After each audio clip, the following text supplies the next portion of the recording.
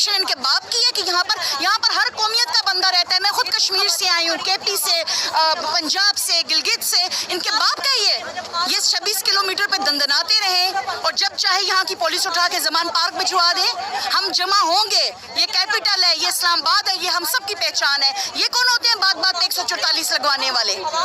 You never know कि ये पाकिस्तान के किसी भी हिस्से में निका माड़ा केस बना के गिरफ्तारी की कोशिश करें। ज़मान पार्क में तो ये नाकाम हो गए हैं, ये इनका होम ग्राउंड है।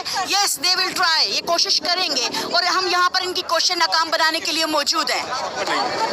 एक सियासी कारकुन के लिए ये हमारी बहन है आसिया, ये बोल नहीं सकती हैं। ये 12 साल की बच्ची कमेटी चौक से, ये उसकी माँ, हमारे लिए फ़ख्र की बात है। हम तो जाके खुद वैन में बैठे हैं।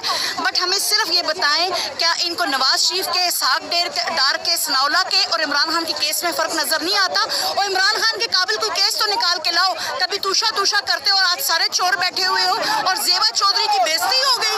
उस केस में हम इमरान खान को पकड़ने दें। और क्यों पकड़ने दें? उसकी नंगी वीडियोस बनाने के लिए, उसको जहर देने के लिए, उसको टॉर्चर करने के लिए।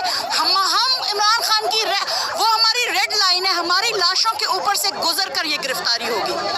हम मरियम बीबी की ख्वाहिश, मासूम ख्वाहिश पे अमल नहीं करवा सकते। पाइनएप्पल और उसके बाप ने जो लिया है, उसके बाप ने गाड़ियाँ ली हैं जो गड़ी मरियम पहन के फिरती है।